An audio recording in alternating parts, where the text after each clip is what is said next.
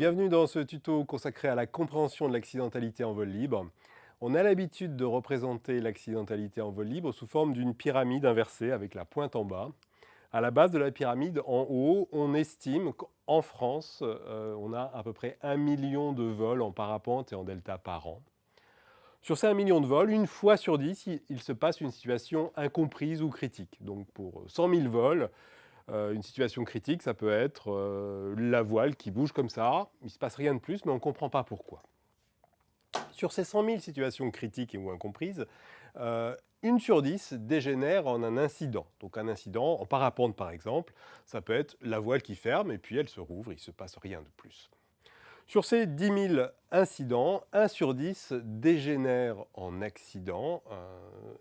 On considère qu'il y a accident à partir du moment où il y a blessure du pilote, quelle que soit la gravité de la blessure.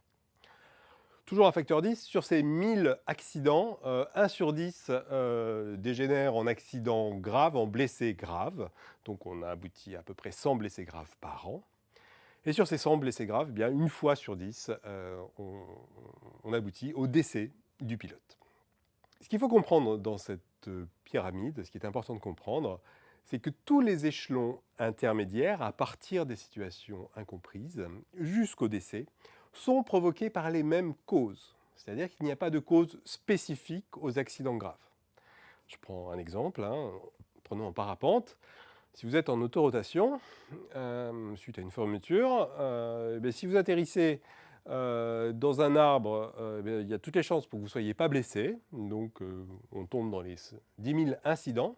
Par contre, si vous atterrissez 10 mètres à côté dans les rochers, il y a malheureusement toutes les chances que vous soyez blessé gravement, voire pire.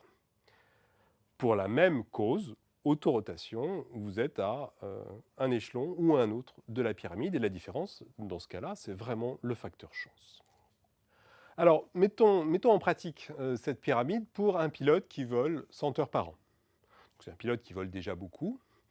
Pour certains de ces pilotes, un vrac magistral tous les 10 heures de vol, c'est une fréquence qui ne paraît pas scandaleuse. Un vrac tous les 10 heures de vol, donc un incident tous les 10 heures de vol. Sur une saison, donc 10 fois 10 heures, il y a toutes les chances pour que ce pilote soit blessé au moins une fois, descende d'un échelon dans la pyramide.